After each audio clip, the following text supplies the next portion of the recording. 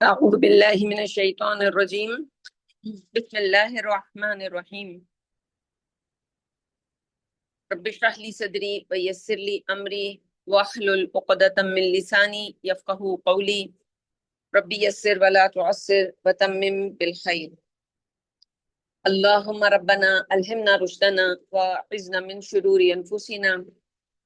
اللهم أرنا الحق حقا وارزقنا اتباعه وأرنا الباطل باطلا وارزقنا اجتنابه.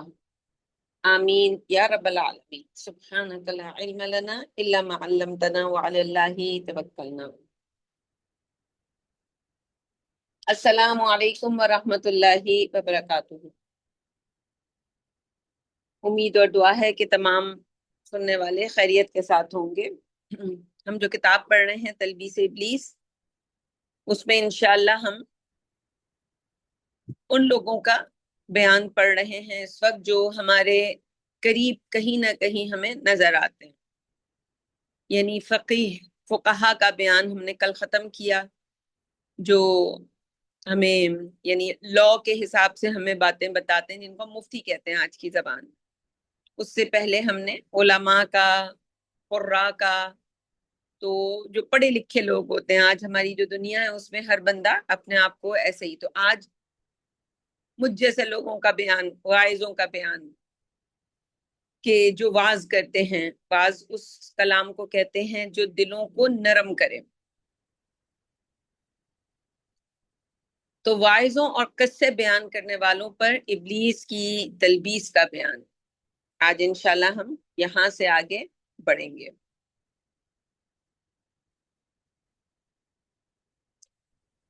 تو بسم اللہ کرتے ہیں.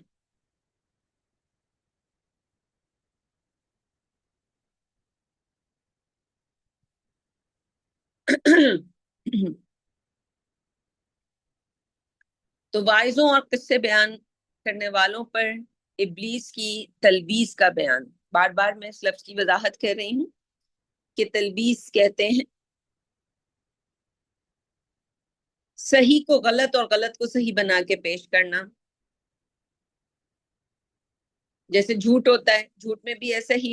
یہی مادہ ہوتا ہے کہ جھوٹ میں انسان حقیقت کو الٹ بیان کرتا ہے. تو ابلیس بھی ہمیشہ چیزوں کو ہمیشہ کیا کرتا ہے، اس کے اوپر ایک ایسا لباس چڑھا کے لاتا ہے کہ کوئی پہچان نہ سکے کہ یہ کوئی نقصان دہ چیز ہے. مصنف نے کہا کہ قدیم زمانے میں واعظ کہنے والے علماء اور فقہا ہوتے تھے. عبید بن عمیر رحمہ اللہ تابعی کی مجلس واعظ میں عبداللہ بن عمر رضی اللہ عنہما صحابی حاضر ہوئے. عمر بن عبدالعزیز رحمہ اللہ جو تھے واعظوں کی مجلس میں حاضر ہوتے تھے. پھر یہ پیشہ ایسا ذلیل ہو گیا کہ جاہلوں نے اختیار کر لیا، تو تمیز دار لوگ ان کی مجلس سے الگ ہو گئے اور عوام مرد اور عورتوں نے ان پر ہجوم کیا. تو ایسے لوگوں نے علم کا شغل چھوڑ کر قصہ گوئی وغیرہ جن چیزوں کو جاہل عوام پسند کرتے ہیں سیکھنا شروع کیا، اور اس پیشے میں طرح طرح کی بدعتیں پھیل گئیں. مترجم کہتا ہے کہ اس دیار میں پورا فتنہ اسی جاہل فرقے کی ذات سے پھیلا ہوا ہے. ہم نے ان کی آفات کو کتاب قصاص و مذکرین میں مفصل بیان کیا، لیکن یہاں بھی ان میں سے کچھ بیان کریں گے. من جملہ آفات کے یہ کہ ان میں ایک قوم ہندوستان میں سوائے شاذ و نادر کے عموماً سب دلچسپی اور رغبت دلانے کے لیے اور خوف و دہشت دلانے کی غرض سے حدیثیں بناتی ہے.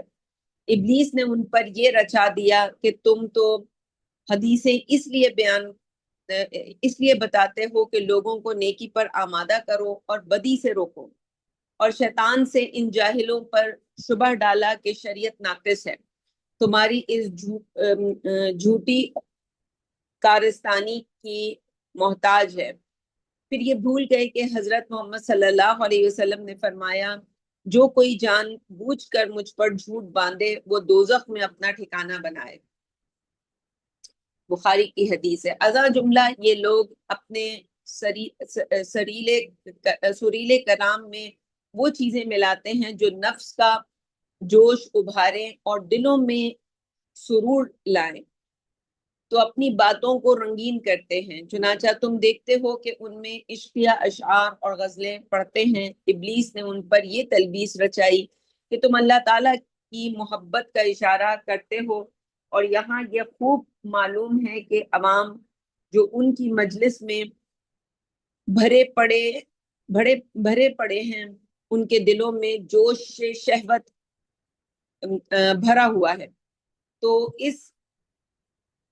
تازیہ نا سے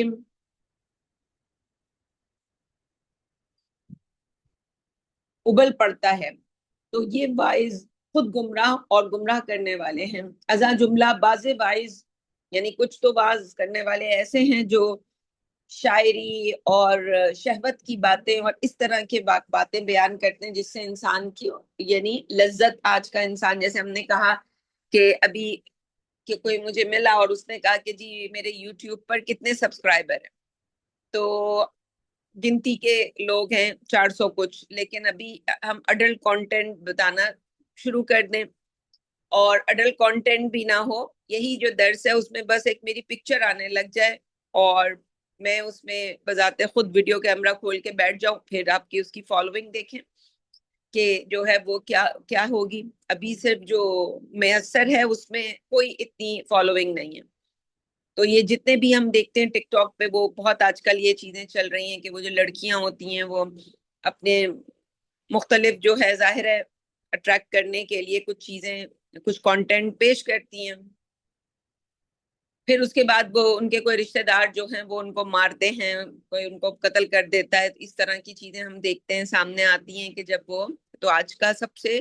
بکنے والا جو کانٹینٹ ہے وہ شہوت ہے، کہ انسان کا یہ جذبہ، تو شیطان سب سے زیادہ اسی کو استعمال کرتا ہے۔ اور اب تو وہ ضرورت بھی نہیں ہے کہ کوئی حقیقی انسان ہو، اب آپ نے اے آئی سے ایک تصویر بنا لی ہے، اب جو کہلوانا چاہتے ہیں آپ کہلوا دیں اس تصویر سے۔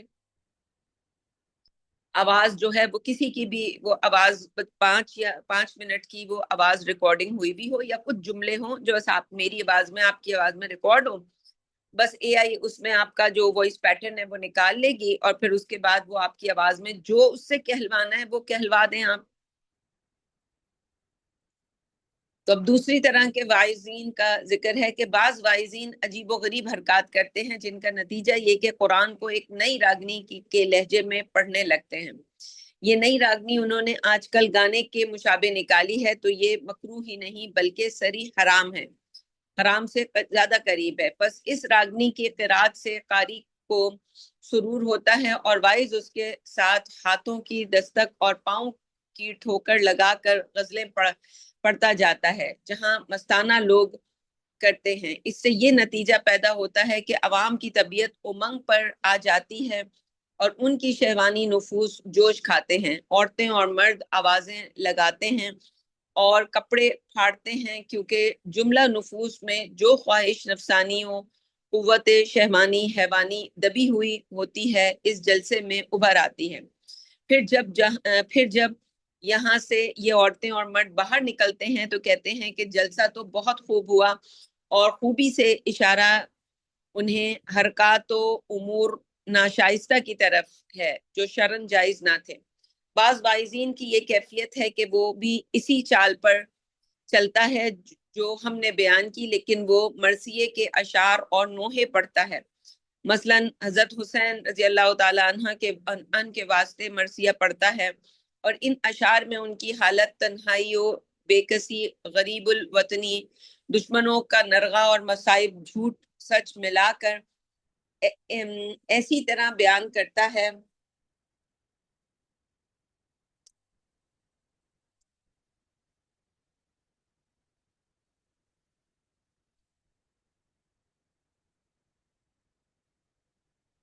کہ عورتیں دھاڑے مار مار کر رونے لگتی ہیں اور مجلس واعظ ماتم خانہ ہو جاتا ہے، حالانکہ اہل آخرت کے واسطے صرف اسی قدر لائق ہے کہ پیارے بزرگوں کی شہادت و وفات پر صبر و ثبات کریں، اور یہ لائق نہیں کہ ایسی باتیں کریں جن سے جزا اور فضا پیدا ہو۔ مترجم کہتا ہے کہ یہ منافقین دنیا کے سوائے آخرت کو اپنا گھر نہیں جانتے ہیں، تو لا محالہ یہاں سے مرنا ان کے لیے نامراد، بے کس اور بے ارمان مر جانا ٹھہرا، اور شہادت اور مصیبت کا ثواب جو یہاں سے کما کر آخرت میں بلند درجات کا حصہ ہے اس کا خیال بھی نہیں آتا، تو بھلا یقین کا کیا ذکر ہے۔ اور یہ بلا جزا و فضا کے خیالات عام طور پر ان ملکوں میں پھیل گئے ہیں۔ انا للہ و انا الیہ راجعون۔ بعض واعظین مغرور ممبر پر بیٹھ کر زہد کے دقائق اور محبت حق سبحانہ و تعالیٰ کے رموز و اسرار بیان کرنے پر زبانی جمع و خرچ کرتے ہیں، تو ابلیس ان پر یہ تلبیس ڈالتا ہے کہ آپ بہت پہنچے ہوئے بزرگ ہیں، کیونکہ آپ ایسے عارف کامل نہ ہوتے تو بھلا کیسے ان مقامات کو کھول کر بیان کرتے اور سلوک کی راہ چلتے۔ اس مکر عظیم کو میں صاف کیے دیتا ہوں کہ کسی مقام کو زبانی بیان کر دینا دوسروں کے بیانات کا علم ہے، اور سلوک ان مقامات میں وہ عملی مجاہدہ ہے جو علم اور زبانی بیان کے علاوہ ہے۔ یعنی جیسے گھڑی بنانے کی ترکیب کتاب میں لکھی ہے تو بیان کر سکتے ہیں، لیکن اس کا بنانے والے دستکار ہی جانتے ہیں۔ بعض واعظوں کا یہ حال ہے کہ شرع سے خارج شطحیات بیان کرتے ہیں اور ان پر شاعروں کے عاشقانہ اشعار سند لاتے ہیں، اور ان کی غرض یہ ہوتی ہے کہ مجلس میں شور ہو، چاہے بےہودہ گوئی سے یہ مقصد حاصل ہو۔ اور آج تو یہاں پہ ضرور اس کا بھی ذکر ہوگا کہیں نہ کہیں، آج تو ہمارے ہاں وہی بات سب سے زیادہ، جو جیسے ہم نے کہا کہ اس کا جو کانٹینٹ جو ہے وہ اگر اڈلٹ ہے تو وہاں پہ آپ جو ہے وہ فالوئنگ دیکھیں گے کہ کس قدر فالوئنگ ہے۔ بعض واعظوں کا یہ حال ہے کہ بڑی آراستہ اور بڑی پرتکلف عبارت بولتے ہیں جو اکثر بے معنی ہوتی ہے۔ اس زمانے میں مواعظ کا بڑا حصہ حضرت موسیٰ علیہ السلام، کوہ طور، یوسف و زلیخا کے قصوں سے متعلق ہوتا ہے۔ فرائض کا بہت کم تذکرہ آنے پاتا ہے، اسی طرح گناہ سے بچنے کا ذکر بھی نہیں ہوتا۔ ایسے مواعظ سے ایک زانی، ایک سود خور، ایک ریاکار کو توبہ کرنے کی ترغیب اور توفیق کیسے ہو سکتی ہے؟ اور کب عورت کو شوہر کے حقوق ادا کرنے اور اپنے تعلقات درست کرنے کا خیال پیدا ہو سکتا ہے؟ اس لیے کہ یہ مواعظ ان مضامین سے خالی ہوتے ہیں، اور ان واعظوں نے شریعت کو پس پشت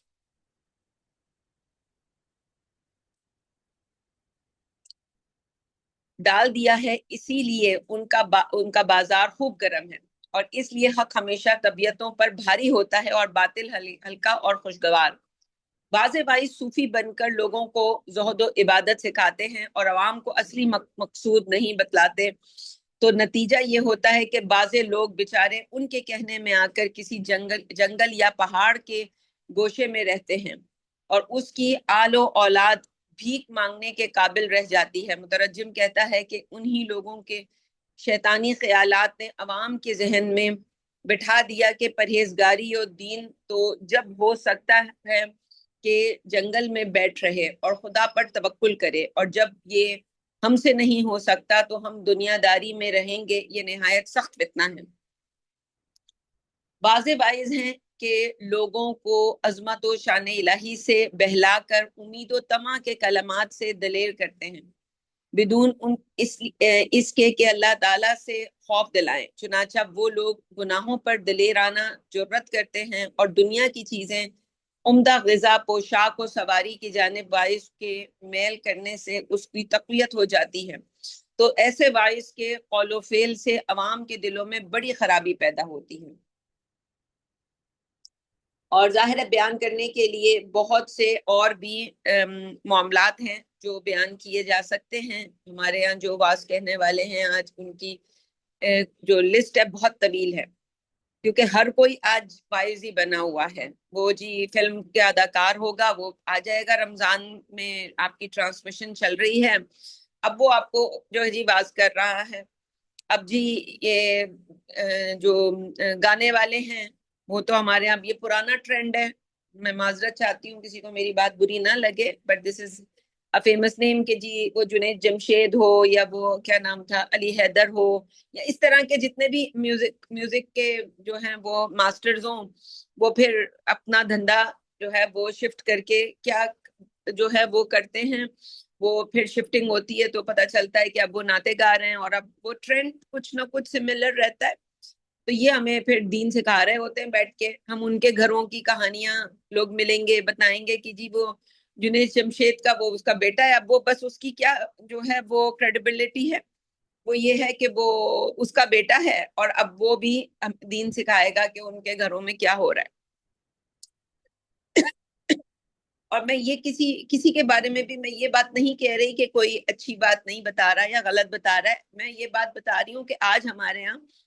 یہ ٹرینڈ ہو چکا ہے کہ جی ہر فلمی اداکار آ کر جو ہے ٹی وی کا آرٹسٹ آ کر ایک کلپ ہے اس کا بڑا وائرل ہو رہا ہے اور وہ بتا رہا ہے آپ کو کہ جی ایک بیوی کو ایک عورت کو کیسی زندگی گزارنی چاہیے. سبحان اللہ. ماں کے حقوق کیا ہیں جی، بچے کے حقوق کیا ہے، وہ ہمیں آج سکھا رہے ہیں. اسلام کہاں گیا پھر یہ جو ہے آج انہی کے. تو آج ہر کوئی وہ جی دین کے اوپر وہ پتہ چلے گا کہ وہ جو اپنے ٹاک شوز ہیں ان کے اوپر باتیں ہو رہی ہیں. اب جی وہ کیا نام ہے اس کا ساحل ادیم، اور وہ جی دنیا کے سب سے بڑے جو کسی زمانے میں جو ہے وہ نعمان علی خان ہوا کرتا تھا، آج وہ گدی ان کو مل گئی ہے. تو اب جیسے وہ نہیں رہے اپنی گدی پر تو یہ بھی نہیں رہیں گے. ان کی گدی پہ آہستہ آہستہ سرکنا شروع ہو گئی ہے. لیکن یہ کہ جی بڑے لوگ ایسے سن رہے ہوتے ہیں کہ یہ تو کوئی اس کی تو شکل دیکھ کر اس پہ وحشت آ رہی ہوتی ہے کہ یہ تو کوئی ہالی ووڈ بالی ووڈ کا اداکار ہے اور وہ باتیں بھی لوگوں کے ساتھ وہ کر رہا ہے کہ بس انسان کو کسی جو ہے جی مارول کی کوئی مووی دکھا رہا ہے. ایسا لگ رہا ہے کہ بس ساری جو ہے پورٹلز ہی بس کھلیں گی اور بس انہی سے سارا کام ہونا ہے. آگے جی فصل بیان ہوئی ہے کہ کبھی ایسا بھی ہوتا ہے کہ وائس سچا اور خیر خواہ ہوتا ہے لیکن جاہے طلبی اس کی دل میں سرایت کر چکی ہوتی ہے. وہ چاہتا ہے کہ اس کی عزت و تعظیم کی جائے اور اس کی علامت یہ ہے کہ اگر دوسرا وائز اس کے قائم مقامی کرے یا اصلاح کے کام میں اس کی مدد کرنا چاہے تو اس کو ناگوار ہوتا ہے. حالانکہ اگر یہ مخلص ہوتا تو اس کو اس سے کبھی ناگواری نہ ہوتی. بعض وائزوں کے مجلس میں مرد اور عورتوں یک جا جمع ہوتی ہیں اور ان لوگوں کے زوم میں عورتیں وجد میں آ کر زور سے چلاتی ہیں اور وائز مذکور اس سے اپنی ناپسندیدگی کا اظہار کرتا تاکہ سب کے دل اس کی طرف ملے رہیں. ہمارے زمانے میں بہت سے وائز ایسے ظاہر ہوئے ہیں جن کو تلبیس کی قسم میں لینے کی ضرورت نہیں کہ یعنی ان پر کچھ شبہ ابلیس نے نہیں ڈالا بلکہ وہ سری ایسی حالت میں ہیں کہ انہوں نے باز گوئی اپنے معاش بنائی ہے اور عمرا اور ظالموں کے یہاں جا کر واز میں ان کی دلچسپی ظاہر کرتے ہیں. چنگی اصول کرنے والوں سے نذرانہ لیتے اور شہر شہر جا کر بعض سے کمائی کر لاتے ہیں اور بعض مقابر میں جا کر مصیبت و فراق احباب و اعزاء کا بیان کرتے ہیں جس سے عورتیں پھوٹ پھوٹ کر روتی ہیں اور یہ شخص ان کو صبر کی تاکید نہیں کرتا. تو یہ تو وائس کا حال ہے. ہمارے ہاں جو عام لوگ ہوتے ہیں ان کا ہم نے یہ دیکھا کہ یہ حال ہے کہ فرض کریں کہ میں ابھی ریسنٹلی بیٹے کی وفات اب تو خیر 8 مہینے قریب ہو گئے، لیکن یہ کہ جب ہوئی اور اس کے بعد اب جو بھی ملا تو وہ آ کر پہلے جو ہے وہ چاہتا ہے کہ بندہ جو ہے نا وہ تھوڑا سا تو دل برداشتہ ہو اور وہ اندازے لگاتا ہے کہ اس بندے کو بالکل بھی دکھ نہیں ہے اور اس بندے کو بندہ جو ہے اپنے طور پر اللہ کے اس انعام کو حاصل کرنے کے لیے صبر کر رہا ہوتا ہے کہ اللہ تعالیٰ سے جو ہے وہ جو میکسیمم لیا جا سکتا ہے. یہ موقع روز روز تو نہیں ملے گا اور اللہ نہ کرے کبھی کسی کو یہ موقع روز روز ملے. اور لیکن یہ کہ لوگ جو ہیں وہ آ کر ایسی گفتگو کریں گے کہ وہ بس چاہیں گے کہ کچھ تو بندہ اپنے دکھ کا اظہار کر بیٹھے. انا للہ و انا الیہ راجعون. تو ہمارے یہاں ہر طرح کے ہر نوع کی یہ جو واز جسے ہم کہہ رہے ہیں اس طرح کے لوگ ہمیں جگہ جگہ ملتے ہیں. اچھا جی اگلی فصل بھی ایک اور ہے، آخری فصل اس سے کی کہ بعض علماء محققین کے حق میں ابلیس یہ تلبیس وہ خطرہ دل میں ڈالتا ہے کہ تجھ جیسا آدمی واز کہنے کے لائق نہیں ہے، بلکہ واز کہنا ایسے عالم کا کام ہے جو ہوشیار بیدار ہو۔ تو اس کو ابلیس آمادہ کرتا ہے کہ الگ ہو کر خاموش ہو جائے، اور یہ ابلیس کا وسوسہ ہے کیونکہ وہ اسے نیکی سے روکتا ہے، اور کبھی اس سے کہتا ہے کہ تو جو کچھ بیان کرتا ہے اس سے لذت پاتا ہے، اور اس سے بسا اوقات ریا پیدا ہونے کا گمان غالب ہے، اور الگ رہنا سب سے بہتر سلامتی ہے۔ اس سے بھی ابلیس کا مقصود یہی ہے کہ نیکی کا دروازہ بند ہو جائے۔ ثابت البانی رحمہ اللہ نے سے روایت ہے کہ ایک مجلس میں حسن بصری رحمہ اللہ موجود تھے، تو علماء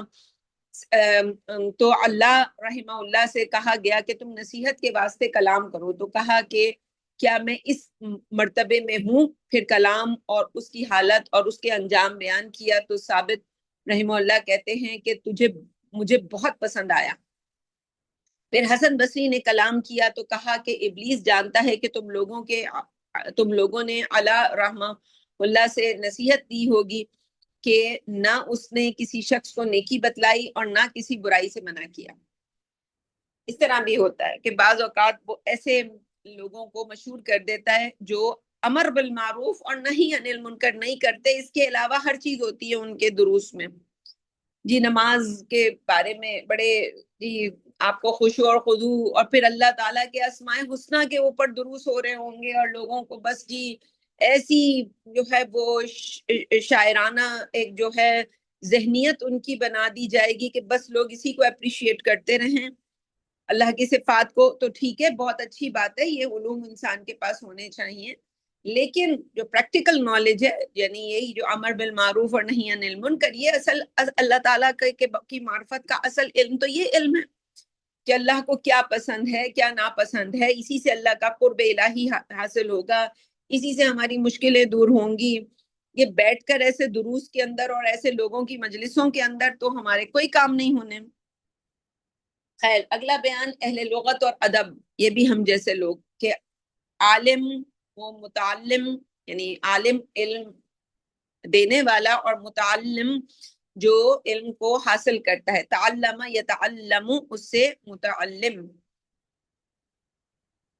تو پر تلبیس ابلیس کا بیان، ابلیس نے سب نحوی اور لغوی لوگوں پر اپنی یہ تلبیس ڈالی کہ ان کو نحو لغت میں یہاں تک پھنسایا کہ جو علوم ان پر فرض عین تھے جیسے عبادات و معارف و توحید، اس سے باز رکھا، اور اصلاح نفس و صلاحیت قلب کے علوم سے اور افضل علوم تفسیر و حدیث و فقہ سے روک دیا۔ بس اس مکر میں ان لوگوں نے اپنے تمام عمر ایسے فنون میں کھوئی جو بذات خود مقصود نہیں ہیں، بلکہ اس لیے سیکھے جاتے ہیں کہ علم دین حاصل ہو۔ بس جب انسان نے کوئی کلمہ سمجھ لیا تو اس کے ذریعے سے عمل کی جانب ترقی کرتا ہے کیونکہ یہی بذات خود مقصود ہے، اور اسی کے واسطے زبان عربی حاصل کی جاتی ہے۔ تم دیکھتے ہو کہ ان نحوی اور لغوی لوگوں نے عمر کھوئی، اور بعض کو دیکھو گے کہ وہ آداب شریعت سے کچھ بھی نہیں جانتا سوائے قدر قلیل کے، اور نہ وہ فقہ سے واقف ہے، اور نہ اپنی ذات کی پاکیزگی اور اصلاح قلب کی جانب متوجہ ہوتا ہے، اور باوجود اس جہالت کے ان میں بڑا تکبر بھرا ہوا ہے، اور شیطان نے ان کے خیال میں بھر دیا ہے کہ تم لوگ اسلام کے علماء ہو، اس لیے یہ نحو لغت اسلامی علوم ہیں، اور انہی سے قرآن مجید کے معنی معلوم ہو سکتے ہیں۔ میں تو کہتا ہوں کہ اس سے کب انکار کیا جاتا ہے کہ اس زبان کا حاصل کرنا اسلام میں ضرور ہے، لیکن جس قدر صرف و نحو و لغت واسطے تفسیر و قرآن و فقہ کے لازم ہیں وہ قریب الحصول ہے، اور ما سوائے اس کے جس قدر حاصل کرتے ہیں وہ زائد فاضل ہے، اس کے کچھ ضرورت نہیں، اور ایسی زائد کے لیے عمر کا بڑا حصہ صرف کر ڈالنا، اور جو مہم ضروری ہے اس کو غلطی سے چھوڑنا، اور اس کے پیچھے تفسیر و فقہ و حدیث کو جو اصلی اور اعلیٰ مرتبہ ہیں اس سے غافل رہنا سخت خسارہ اور غبن ہے۔ ہاں اگر عمر دراز ہوا کرتی کہ سب علوم حاصل ہو جاتے تو خیر تھا، لیکن عمر تھوڑی ہے تو سب سے زیادہ ضروری کو ضروریات پر مقدم کرنا درجہ بدرجہ لازم ہے۔ اور جس کے پاس حقیقی علم ہوتا ہے، یہاں بات جو کہی جا رہی ہے بہت ڈیپ ہے ان میننگ، تو جس کے پاس حقیقی علم ہوتا ہے یقیناً اسے پتا ہوتا ہے کہ کس وقت اللہ کے کس حکم کو کے اوپر کام کرنے کی ضرورت ہے۔ کبھی زندگی میں انسان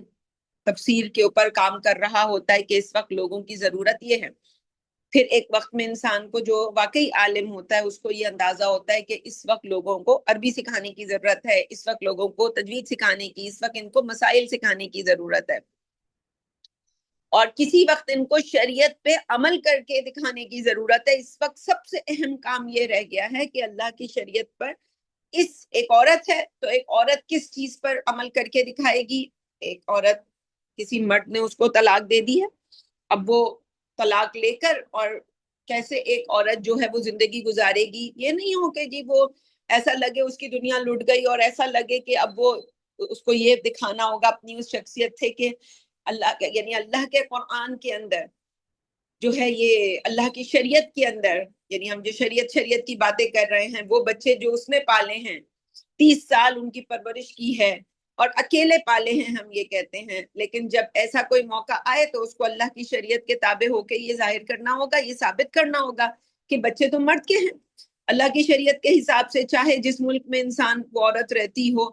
وہ وہاں عورت کا قانون ہو، اور عورت کو ہی جو ہے، آج تو پوری دنیا میں ہی ایسا ہی ہے، تو بعض اوقات دنیا کا سب سے اہم کام بس یہ رہ جاتا ہے کہ اللہ کی شریعت کو، ایک عورت ہے اس کا شوہر جو ہے وہ، جیسے ہمارے یہاں آج کا سب سے بڑا مسئلہ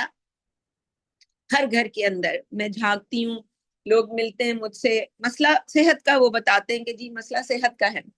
مسئلہ جی بچوں کے آپس میں جو ہے وہ سمجھ لیں ماں باپ کے ساتھ جو تعلقات ہیں اس کا ہے، یوں بتاتے ہیں جب کوئی ملتا ہے اپنے کسی مسئلے کے لیے۔ جب میں تھوڑا سا ان کے ساتھ بیٹھتی ہوں اور ان سے کچھ بات چیت ہوتی ہے تو اندازہ یہ ہوتا ہے کہ نہیں نہیں، اصل مسئلہ قناعت کا ہے۔ وہ جو آج بیگمات کا بھی مسئلہ ہے، اور ظاہر ہے انہی بیگمات کی گودوں میں پلے ہوئے بچے، ان کا بھی مسئلہ ہے کہ وہ جسے ہم اپنی اردو زبان میں کہتے ہیں نا کہ اپنی چادر میں پاؤں پھیلانا۔ اب ایک بہن ہے، اب اللہ کی پورے اللہ نے اس سے یہ نہیں کہا کہ تم پورے قرآن کا جب تک درس نہیں دو گی، عربی نہیں سکھاؤ گی، یہ نہیں کرو گی، اسے آتا ہو سب کچھ، اس کی کسی جو شوہر ہے اس کا وہ کماتا نہیں ہے، فرض کریں محمد الرسول اللہ کی کہانی اور کیا تھی، ہم ظاہر ہے یہاں یہ بات کیوں کہیں گے تو لوگوں کو برا لگے گا، لیکن میں اس سینس میں نہیں کہہ رہی، میں بات کو سمجھانے کے لیے کہہ رہی ہوں کہ بیگمات نے نان نفقہ بڑھانے کا مطالبہ کیا، اس پر جی اتنا قرآن مجید کے اندر شور مچا، اور انہیں کہا گیا کہ یہ لو تمہیں دے دیا جائے گا اور بس رخصت ہو جاؤ، اور اللہ نبی کو تم سے اچھی عورتیں دے دے گا، نبی کے گھر میں رہنا ہے تو ایسے ہی رہنا ہوگا۔ ہم اس مرد پہ بات نہیں کر رہے کہ وہ کماتا کیوں نہیں ہے، اور یہ اس پہ بحث نہیں ہو رہی، میں تو یہ بتا رہی ہوں، دین کا مزاج بتانے کی کوشش کر رہی ہوں کہ کسی بہن کی شادی ہوتی ہے، جیسے ابھی ایک بہن ہمیں ملی، انہوں نے کہا کہ جی شادی کے وقت ہی میرا شوہر کچھ نہیں کماتا تھا تو میرے گھر والے رشتہ نہیں کرنا چاہتے تھے، تو بھائی شادی آپ نے جب کی جب آپ کو پتا تھا کہ اس مرد کے یہ معاملات ہیں، اب آپ اس کے بعد اس کو ساری زندگی تانا دیتے رہیں، لوگوں کے سے جا کے شکایت کریں، ہر دوسرا بندہ اس سے، شوہر کی تو کوئی، وہ لباس تو ایک پھٹا ہوا لباس ہے، یعنی وہ جو کہا گیا ہن لباس لکم وانتم لباس لہن، تو کوئی اس عورت کو جب اس کے شوہر کو دیکھے گا تو بھلے اس نے کپڑے پورے پہنے ہوں، لیکن دیکھنے والوں کو اس کا شوہر پھٹے پرانے کپڑوں میں نظر آئے گا، چاہے وہ دنیا کا سب سے اچھا لباس پہن کے گیا ہو، کیوں؟ کیونکہ جو بیوی نے جو اپنا انٹرو اس شوہر کو دیا ہے، تو یہ تو نبی اکرم صلی اللہ علیہ وسلم کی زندگی سے ہمیں اب عورت کو قناعت کرنا، یا تو جب رشتے کی بات ہی آپ رشتہ نہ کریں انسان، اور جیسے ہم نے کل بھی کہا تھا کہ اب چلو ہو گیا، اب آپ کو شکایت ہے تو بس ٹھیک ہے طلاق لو اور جاؤ کہیں اور جاؤ، لیکن جب تک اس شادی میں ہو، جب تک تمہارے لیے شریعت کا سب سے بڑا حکم یہی ہے کہ لباس بن کے رہو۔ کسی بہن کا شوہر جو ہے اس پر ہاتھ اٹھاتا ہے، ہم یہ نہیں کہہ رہے کہ یہ سب باتیں صحیح ہیں، بالکل غلط ہیں، لیکن ہم یہ کہہ رہے ہیں کہ وہ جو لباس ہونے کا حق ہے وہ یہ ہے، شریعت آپ کو اس چیز کی جو اجازت دیتی ہے کہ وہ آپ سے کوئی غلط کام کرتا ہے، چاہے وہ سیکشل ارجز کے حساب سے ہو جس پہ کل بات ہوئی تھی، یا وہ آپ کے اوپر جو ہے وہ اس طرح کا کوئی فزیکل ٹارچر کی شکل میں ہو، کوئی جی آپ کو ایسے ہی گفتگو کرتا ہو کہ جس سے آپ کو تکلیف ہوتی ہو، مال کا مسئلہ ہے، نان نفقے کا مسئلہ ہے، کوئی مسئلہ ہے آپ کا، تو شریعت اس چیز کی اجازت تو آپ کو دیتی ہے کہ آپ خلا لیں، آپ اپنی، آج تو خلا بہت آسان ہو گئی ہے پوری دنیا میں، تو آپ لیں اور آپ اپنی گلی جائیں اور اس کی گلی اس کو جانے دیں۔ لیکن شریعت اس چیز کی اجازت آپ کو نہیں دیتی کہ گھر گھر جا کے آپ اس کی عیب گوئی کریں، لوگوں کو بتائیں۔ چلو کسی ایک وقت ہم ہمیشہ کہتے ہیں کہ تو کبھی شریعت کا بس یہ ایک حکم کسی عورت کے لیے پوری زندگی میں کرنا، بس اللہ نے اس کو کامیابی اسی پر دینی ہوتی ہے۔ اور ہمارے یہاں زیادہ تر بہنیں، جیسے ہم نے کہا کہ بچے مرد کے ہوتے ہیں، تو زیادہ تر بہنیں کیوں رہتی ہیں ایسے شوہروں کے ساتھ جو ان کے ساتھ ٹارچر، فزیکل ٹارچر کرتے ہیں، ان کے مینٹل ٹارچر ان کے ساتھ کرتے ہیں،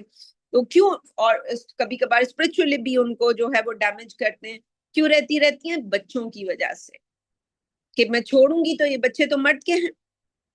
تو پھر ساتھ ہی رہتے رہو۔ لیکن رہنا کیسے وہ ہم نے پہلے ہی بتا دیا، منہ کو بند کر کے لباس بن کے رہنا ہے، ہن لباس لکم وانتم لباس لہن۔ تو بعض اوقات اللہ تعالیٰ کا کسی بھی خاتون کے سے جو ہے وہ یہ تقاضا نہیں ہوتا کہ جی وہ چاہے اس کو عربی بہت اچھی آتی ہو، چاہے اس کو تفسیر بہت اچھی پڑھاتی ہو، وہ چاہے تجوید وہ دنیا کی سب سے بہترین تجوید کی استاد ہو،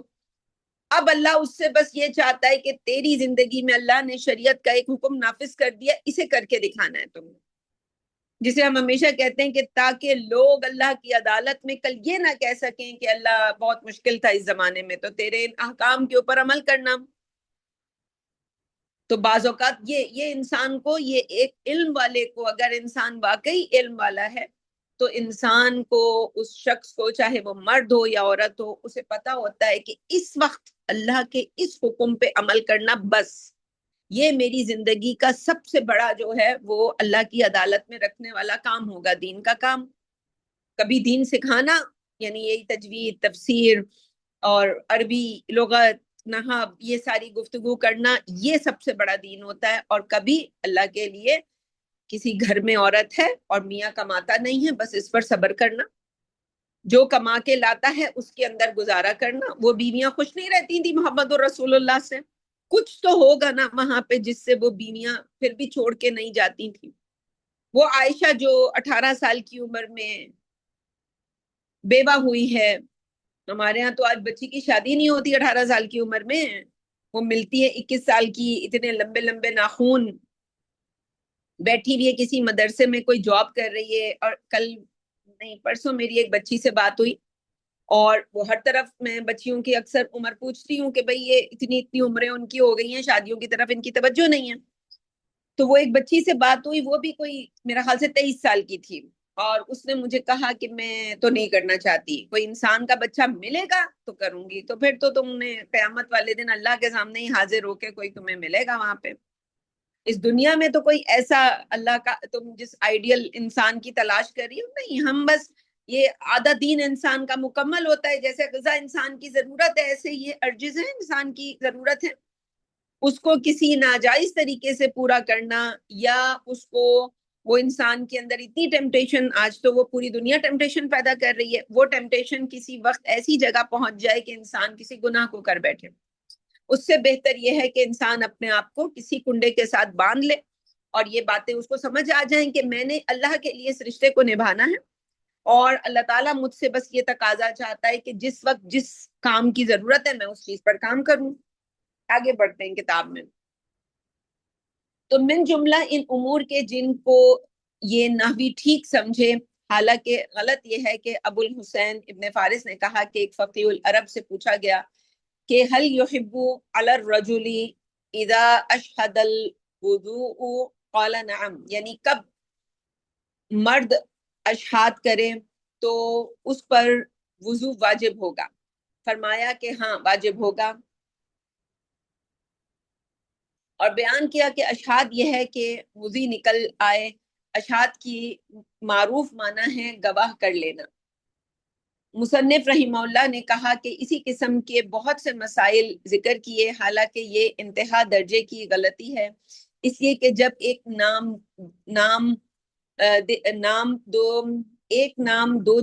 دو چیزوں کا مشترک ہو تو فتوے میں ایک معنی پر رکھ کر جواب دے دینا بڑی غلطی ہے۔ مثلا کسی سے پوچھا کہ آپ کیا کہتے ہیں کہ مرد اپنی زوجہ سے حالت قرع میں وطی کرے یا نہ کرے، تو واضح ہو کہ قرع کا یعنی قروء سے قرع کا لفظ اہل لغت کے نزدیک حیض میں بھی بولا جاتا ہے۔ ثلاثۃ قروء جیسے آیا، حضرت عائشہ نے کہا 3 حیض یعنی پاکی کے زمانے، حیض پر بھی بولا جاتا ہے اور پاکیزگی طہر پر بھی بولا جاتا ہے۔ تو فقیہ مفتی کا حیض کے معنی لے کر یہ کہنا کہ جائز نہیں ہے، یا فقط طہر کے معنی لے کر یہ کہنا کہ ہاں جائز ہے، یہ بہت بڑی غلطی ہے۔ اس طرح اگر یہ پوچھا جائے کہ کیا روزہ رکھنے والا طلوع فجر کے بعد کھا سکتا ہے، تو بھی مطلقاً ہاں یا نہیں کہنا جائز نہیں ہے۔ بس جو کچھ فقیہ العرب کا جواب نقل کیا گیا اس میں 2 طرح سے غلطی ہے۔ ایک یہ کہ اشہاد کا لفظ 2 معنی کو محتمل ہے، تو اس نے ہر ایک معنی کی راہ سے جواب میں کچھ تفصیل نہ کی۔ دویم یہ کہ اس نے حکم کو اس احتمال کی طرف پھیرا جو سب سے بعید تر ہے، اور جو معنی زیادہ ظاہر تھے یعنی گواہ کر لینا، وہ چھوڑ کر دوسرے معنی قلیل الاستعمال قریب کر لیے۔ اور عجب یہ کہ ان نحویوں نے فقہ العرب کا جواب بہت مناسب ٹھہرایا، لیکن فقہ نہ جاننے سے یہ سب غلطی اٹھائی۔ اب اس پر بھی ایک فصل ہے جو لکھی ہے کہ چونکہ عموماً ان لوگوں کا یہی شغل رہتا ہے کہ زمانہ جاہلیت کے شاعروں کے اشعار یاد کرتے اور سیکھتے ہیں، یعنی طبیعت اسی قسم کی اجڑ ہو گئی اور طبیعت کو اس جہالت طبعی سے روکنے والی کوئی چیز نہ ملی، یعنی نہ تو احادیث شریف کا مطالعہ کیا اور نہ سلف صالحین کی عادت و خصلت سیکھی، تو ان کو خود رو طبیعت ایسی ہی ہوائے نفسانی کی طرف آ گئی اور ناکارہ خیالات کی شرح سے بطالت ابھر آئی۔ لہٰذا بہت کمتر بلکہ شاذ و نادر ان لوگوں میں کوئی پرہیزگاری کی شغل میں نظر آئے گا، اور نہ اپنی خوراک کا حلال و حرام دیکھنے والا ملے گا، اس لیے کہ فن نحو کے طالب سلاطین ہوتے ہیں، تو نحوی انہی کے حرام مال کھاتے ہیں، جیسے ابو علی الفارسی زیر سایہ عزد الدولہ وغیرہ زندگی بسر کرتے تھے، اور اکثر یہ لوگ بہت سے امور کو جائز جانتے تھے، حالانکہ وہ حرام ہوتے ہیں، کیونکہ ان کو علم شرع اور فقہ بہت کم ہوتا ہے ان کا علم۔ چنانچہ ابراہیم بن السری ابو اسحاق الزجاج نے خود لکھا کہ میں قاسم بن عبداللہ کو علم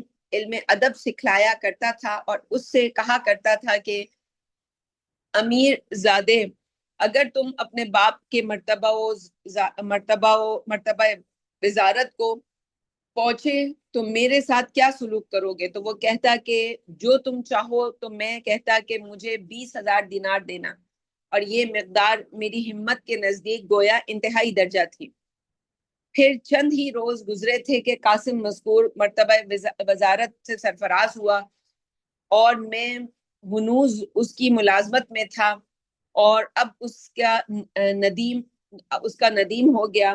پھر میرے جی میں آیا کہ اس کو وعدہ یاد دلاؤں، لیکن مجھے اس سے ہیبت معلوم ہوئی، مگر وزارت کے تیسرے روز اس نے خود مجھ سے کہا کہ اے ابو صاحب، تو نے مجھے نظر یاد نہیں دلائی۔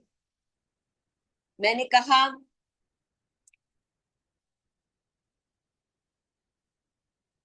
کہ میں نے جانب وزارت کا ادب کیا، اللہ تعالیٰ آپ کو اپنی حفظ و حمایت میں رکھے، اور میں جانتا ہوں کہ آپ کو اپنے خادم کے حق واجب کے بارے میں نظر یاد دلانے کی ضرورت نہیں ہے۔ تو مجھ سے فرمایا کہ خلیفہ اس وقت معتضد ہے، اگر یہ نہ ہوتا تو مجھے یکمش تجھے 20,000 دینار دینا کچھ دشوار نہ تھا، لیکن مجھے خوف ہے کہ ایسا نہ ہو کہ اس کو خفیہ خبر پہنچے اور اس کا ایک قصہ اور اس کا ایک قصہ ہو جائے۔ اب تم کو مناسب ہے کہ یہ مال مجھ سے متفرق لینے پر راضی ہو جاؤ۔ میں نے کہا بہت خوب، یہی کروں گا۔ تو مجھ سے کہا کہ میری کچہری کے دروازے پر بیٹھ جانا اور لوگوں کی درخواستیں و رقع لینا کہ ایک سے کارباری کاربراری کی اجرت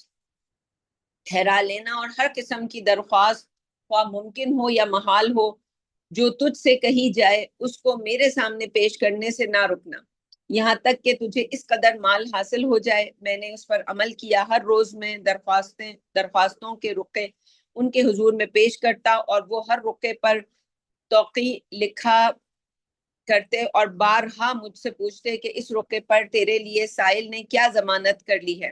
یعنی تجھے کس قدر دینے کو کہا ہے۔ میں بیان کرتا اس قدر وعدہ کیا ہے، تو مجھ سے فرماتے کہ تو نے خسارہ اٹھایا، یہ رقعہ تو اس قدر کے لائق تھا، تو جا کر ان لوگوں کو اپنا حق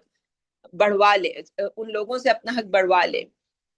بس میں لوٹ کر متعلقہ لوگوں سے کہتا کہ مجھے زیادہ دینے کا وعدہ کرو تو میں پیش کر کے اجازت لکھوا دوں۔ پھر وہ لوگ تھوڑا تھوڑا کر کے بڑھاتے اور میں برابر انکار کرتا رہتا، یہاں تک کہ اس حد تک پہنچ جاتے جو وزیر نے مجھ سے کہی تھی۔ زجاج نے کہا کہ پھر ایک مرتبہ میں نے وزیر موصوف کے سامنے مال عظیم کا رقعہ پیش کیا، یعنی کسی چیز کے ٹھیکہ وغیرہ کی درخواست تھی جس کی مقدار بہت زیادہ تھی، تو اسی ایک درخواست میں مجھے 20,000 دینار مل گئے، اور اس سے زیادہ دولت چند ہی روز میں مجھ کو حاصل ہو گئی۔ پھر چند ماہ کے بعد مجھ سے پوچھا کہ اے ابو اسحاق، مال نظر پورا ہو گیا؟ میں نے کہا کہ نہیں، پھر بس وہ خاموش رہا اور برابر اس کے سامنے رقعات پیش کیا کرتا۔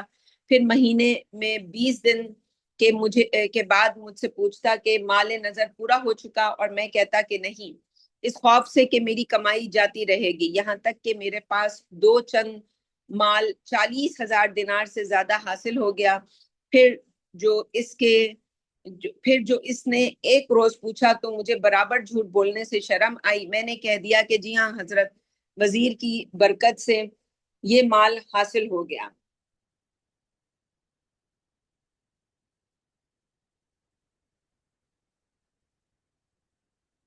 وزیر موصوف نے کہا کہ واللہ تم نے میرا بوجھ ہلکا کر دیا، کیونکہ جب تم کو یہ مال حاصل نہ ہوتا تب تک میرا دل لگا رہتا۔ پھر وزیر نے دوات اٹھا کر میرے لیے 3,000 دینار کی ایک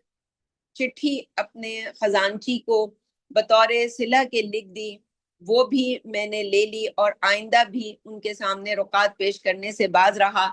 اور یہ جانا کہ اب کیوں کر مجھے ان سے کچھ وصول ہوگا۔ پھر جب دوسرے روز میں حسب معمول وزیر کی خدمت میں حاضر ہو کر بیٹھا تو مجھے اشارہ کیا کہ جو کچھ تمہارے پاس ہو لاؤ، یعنی مجھ سے رقعات اور درخواستیں طلب کی جیسے پہلے دستور تھا۔ تو میں نے عرض کیا کہ میں نے کسی سے رقعہ نہیں لیا، کیونکہ نظر پوری ہو چکی تھی اور میں نہیں جانتا تھا کہ اب میں کیوں کر جناب وزارت سے توقیع لکھواؤں گا۔ تو فرمایا کہ سبحان اللہ، کیا تم سمجھتے تھے کہ جو تمہاری عادت پڑ گئی ہے اور لوگوں کو اس کا حال معلوم ہو چکا ہے اور جس سے ان کے نزدیک تمہارا مرتبہ کھل گیا، وہ ہر صبح و شام تمہارے دروازے پر حاضر ہوتے رہے ہیں، وہ میں تم سے منقطع کر دوں گا؟ لوگوں میں منقطع کرنے کی وجہ سے ظاہر نہیں ہے تو وہ لوگ یہی گمان کریں گے کہ میرے نزدیک تمہاری وجاہت نہیں رہی یا تمہارا رتبہ گھٹ گیا ہے، لہٰذا تم بدستور درخواستیں لیتے رہا کرو اور پیش کیا کرو، اور اب کسی حساب تک محدود نہیں ہے۔ میں نے اٹھ کر ان کے ہاتھوں کو بوسہ دیا اور دوسرے صبح ہی لوگوں کی درخواستیں لیے ہوئے ان کے حضور میں حاضر ہوا اور ہر روز ان کے حضور میں پیش کرتا رہا، یہاں تک کہ وزیر موصوف نے انتقال فرمایا اور ان کی دولت سے آسودہ ہو گیا۔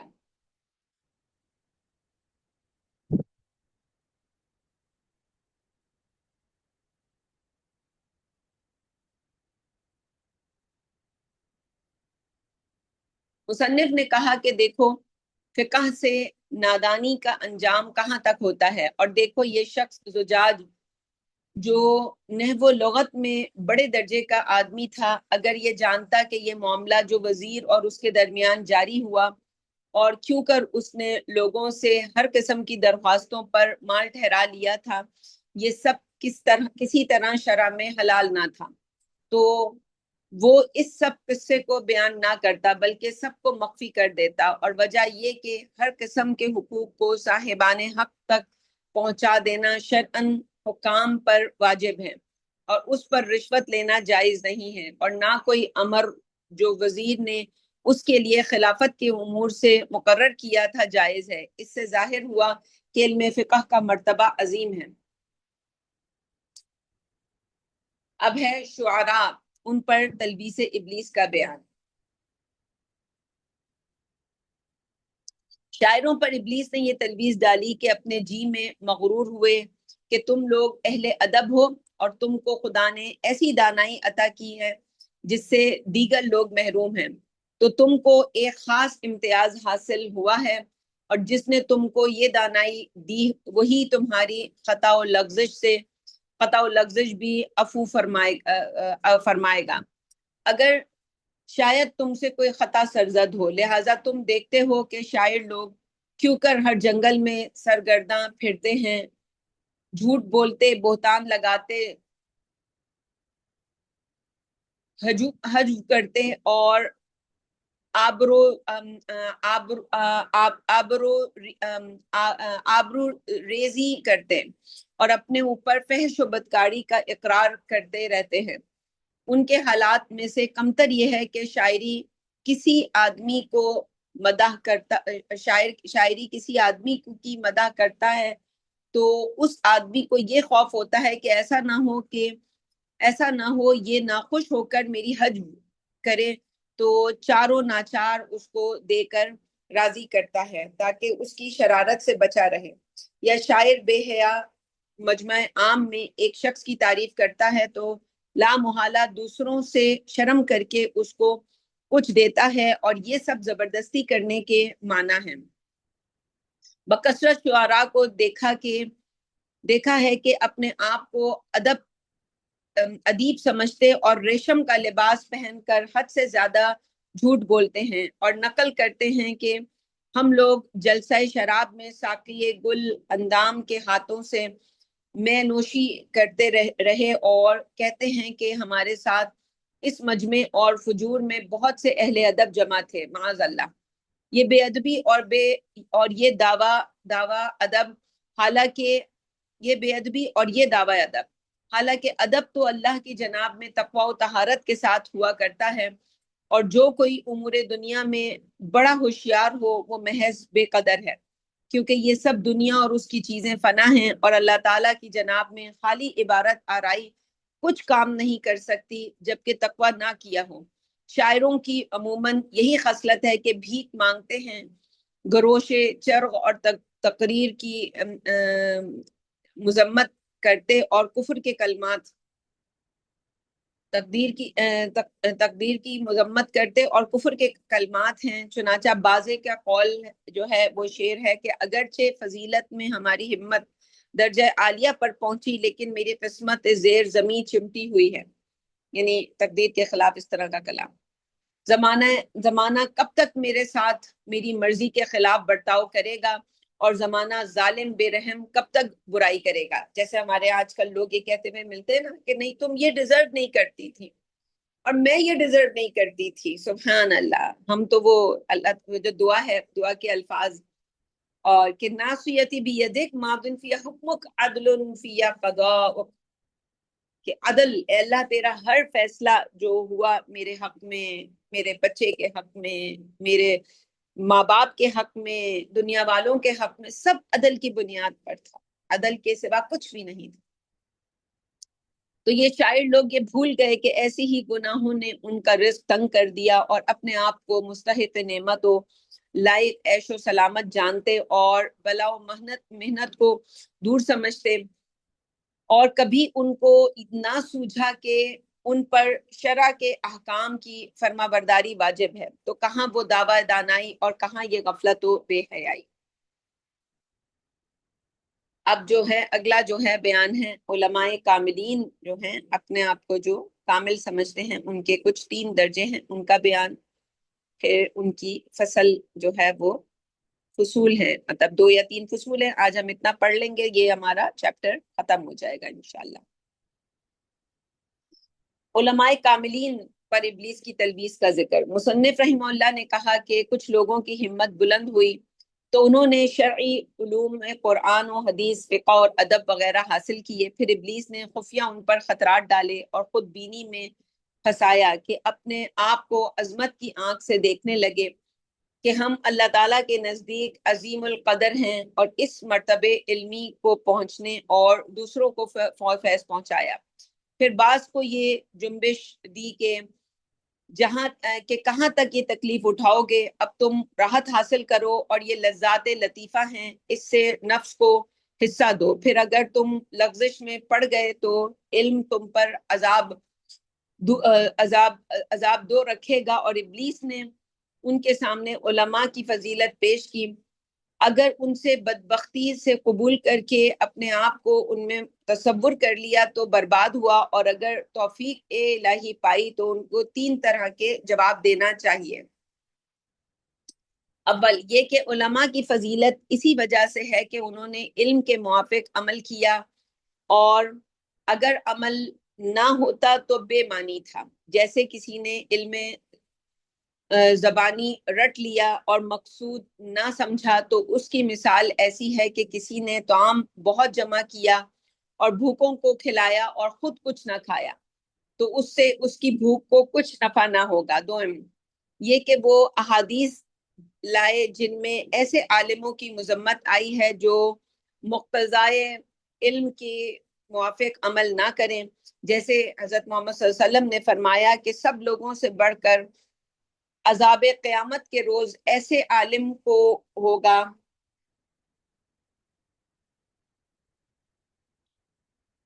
جس کو اللہ تعالیٰ نے اس کے علم سے نفع نہیں دیا، اور جیسے رسول اللہ صلی اللہ علیہ وسلم نے نقل کیا کہ ایک شخص آگ میں ڈالا جائے گا اور اس کی آنتیں نکل پڑیں گی تو وہ کہے گا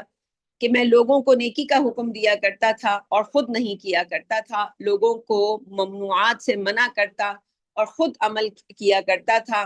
اور جیسے ابو درداء رضی اللہ عنہ نے کہا کہ جس نے نہ جانا کہ اس پر ایک مرتبہ تف یعنی افسوس ہے، جس نے جانا اور عمل نہ کیا اس پر 7 مرتبہ تف ہے۔ سوئم ایسے عالموں کو یاد دلائے جو عمل نہ کرے سے عذاب میں گرفتار ہوئے، جیسے ابلیس اور بلعام، باعور وغیرہ، وہ جس کا ذکر سورہ اعراف میں ہے، اس کے بالکل اختتام میں۔ اور علم کی مذمت میں اللہ تعالیٰ کا قول کافی ہے، کمثل الحمار یحمل اسفارا، یعنی جیسے وہ گدھا جس پر کتابیں لدی ہوئی ہیں، سورہ جمعہ کی آیت۔ جو علماء علم و عمل میں پورے تھے ان پر دوسری راہ سے تلبیس ڈالی کہ ان کو علم کا تکبر دکھلایا، اور جو ان کے برابر تھے ان سے حسد پر ابھارا اور سرداری کے لیے ریاکاری پر آمادہ کیا۔ بس کبھی تو ان کو یہ دکھلایا کہ سرداری تمہارے لیے حق واجب ہے، اور کبھی ان میں سرداری کی محبت ایسی جمائی کہ ان کو خطائے بےہودہ جان کر اس سے باز نہیں آتے ہیں۔ اس کا علاج ایسے شخص کے واسطے جس کو اللہ تعالیٰ کی طرف سے توفیق ہو یہ ہے کہ ہمیشہ تکبر و حسد و ریاکاری کی مذمت پیش نظر رکھے اور نفس کو آگاہ کرتا رہے کہ ان بدکاریوں کا عذاب دور نہ ہوگا بلکہ علم کے ساتھ دگنا ہو جائے گا۔ جس نے سلف و صالحین و علماء کاملین کے حالات پر نظر رکھی تو ہر حالت میں اپنے نفس کو حقیر دیکھے گا تو تکبر نہ کرے گا، اور جس نے اللہ تعالیٰ کو پہچانا وہ ریاکاری نہ کرے گا، اور جس نے جان لیا کہ مقتدار الہی حسب ارادہ ازلی جاری ہوتے ہیں تو وہ حسد نہیں کرے گا۔ کبھی ابلیس ان لوگوں پر عجیب شبے ڈالتا ہے اور کہتا ہے کہ تمہارا سرداری चाहना कुछ तकब्बुर नहीं है, क्योंकि तुम लोग शरा के नाइब हो, क्योंकि तुम शरा के एजाज के तलबगार हो, और तुम ही से बिदत की बुनियादस्त हुई है, और हासिदों पर तुम्हारी जबान दराजी। हकीकत में शरा के वास्ते गुस्सा होता है, क्योंकि शरा ने हासिदों की मजम्मत फरमाई है। जिसको तुम रिया समझते हो वो रिया नहीं है, क्योंकि तुमने खुशू किया और बनावट से रोए, तो लोग असल में तुम्हारी इक़्तिदार करेंगे। जैसे तबीब जब खुद परहेज खूब करता है तो उसकी बात का असर होता है। ये तलबीस इस तरह खुल जाती है कि अगर उन्हीं में से एक ने दूसरों पर तकब्बुर किया और बुलंद मजलिस में बिठाया, किसी हासिद ने उसकी तरफ से कुछ कहा, तो इस आलिम को वो गुस्सा नहीं आता जैसे अपने वास्ते उसको गुस्सा आ गया था। अगरचे वो आलिम भी शरा के का नवाब था, तो मालूम हुआ कि उसका गुस्सा अपने वास्ते शरा के वास्ते नहीं था, रहा रियाकारी करना, तो उसमें उस किसी के वास्ते कुछ उज़र नहीं है, और लोगों के वास्ते किसी को रियाकारी करना हलाल नहीं रखा गया है। अयूब अल खितियानी रहीमाउल्लाह ने, पर जब किसी हदीस की रिवायत में रिक्कत तारी होती तो चेहरा पोंछने लगते और कहते कि जुकाम बहुत सख्त होता है। ये सब कुछ जिक्र करने के बाद हम कहते हैं कि आमाल की मदार तो नियत पर है, ऊपर रखने वाला खुद देखता है। बहुत से लोग ऐसे होते हैं कि खुद मुसलमानों की गीबत करते हैं, लेकिन जब उनके पास किसी की गीबत की जाए तो खुश हो जाते हैं, और ये 3 वजह से गुनाह है। अव्वल खुशी, क्योंकि इसी की वजह से गीबत करने वाले से ये मासियत सादिर हुई है। दोयम, वो एक मुसलमान की आबरू रेजी से खुश हुआ, स्वयं उसकी गीबत करने वाले पर इनकार नहीं किया।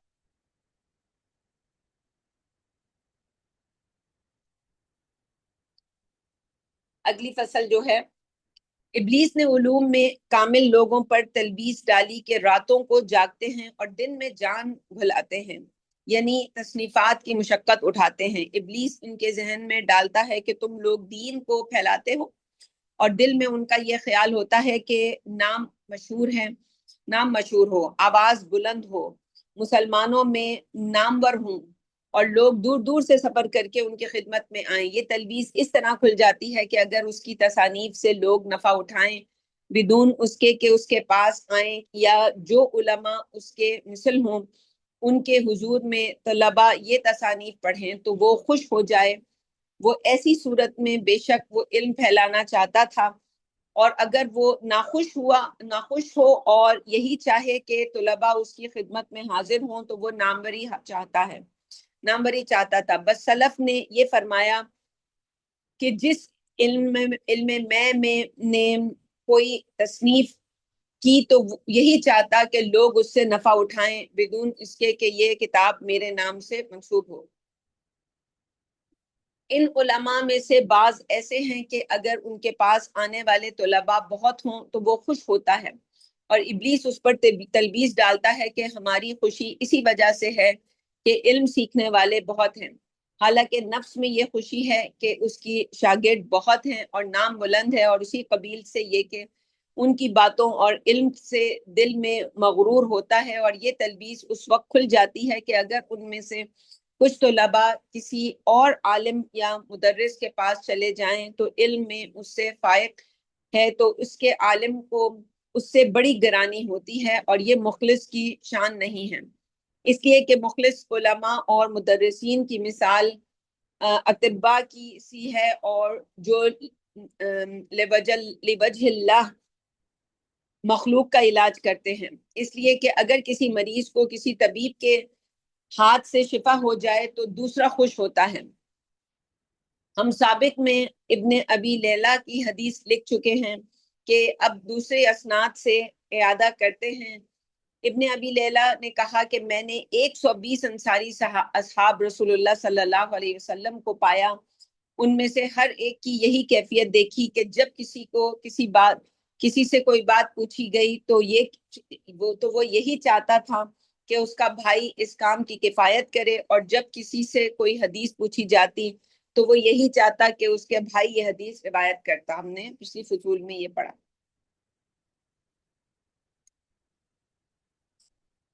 اگلی فصل.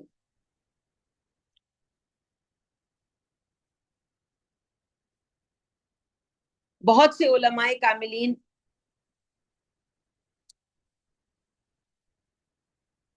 ٹھیک ہے، مجھے کچھ لمحوں کا توقف چاہیے ہے، کوئی ڈور پر آیا ہے.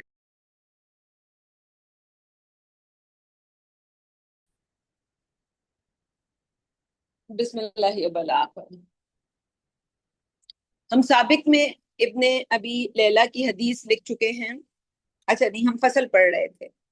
بہت سے علماء کاملین ابلیس کی ظاہری مکر و فریب سے بچ جاتے ہیں، اور ان پر وہ مخفی تلبیس لاتا ہے کہ کہتا ہے کہ میں نے تیرے برابر کوئی عالم نہیں پایا، اور ابلیس کے داؤ پیچ وہ آمد و رفت کو خوب پہچاننے والا تجھ سے بڑھ کر نہیں ہے. پس اگر وہ اس کی جانب ٹھہرا تو خود بینی میں تباہ ہوا، اور اگر اس نے خیال کیا کہ یہ کسی بشر کا کام نہیں ہے تو اللہ تعالیٰ ہی اپنے بندوں میں سے جس کو چاہتا ہے شیطان کے مکر سے بچاتا ہے، اور اس کا خفیہ مکہ دکھاتا ہے، تو البتہ فضل الہی سے بچ گیا. سری سقطی رحمہ اللہ نے فرمایا کہ اگر کوئی شخص ایک باغ میں داخل ہوا جس میں ہر قسم کے درخت ہیں جو اللہ تعالیٰ نے دنیا میں پیدا کیے ہیں، اور وہاں ہر قسم کے پرندے ہیں جو اللہ تعالیٰ نے دنیا میں پیدا کیے ہیں، بس ہر پرندے نے اپنی اپنی زبان میں اس شخص سے کلام کیا کہ السلام علیک یا ولی اللہ، یعنی اللہ تعالیٰ کے ولی تجھ پر سلامتی ہو. بس یہ سن کر اس کا دل ٹھہرا تو یہ شخص اس کے پنجے میں گرفتار ہے. سبحان اللہ. بس آج کے درس کو یہیں تک رکھتے ہیں انشاءاللہ، اور اگلے ہفتے یعنی اب اگلا درس جو ہے وہ انشاءاللہ باب ہفتم، تو 7واں جو سمجھ لیں کہ اس کا باب ہے، وہ انشاءاللہ اگلے سٹنگ میں انشاءاللہ اس کو دیکھیں گے. سبحانک اللہم و بحمدک نشہد ان لا الہ الا انت نستغفرک و نتوب الیک. السلام علیکم ورحمۃ اللہ وبرکاتہ.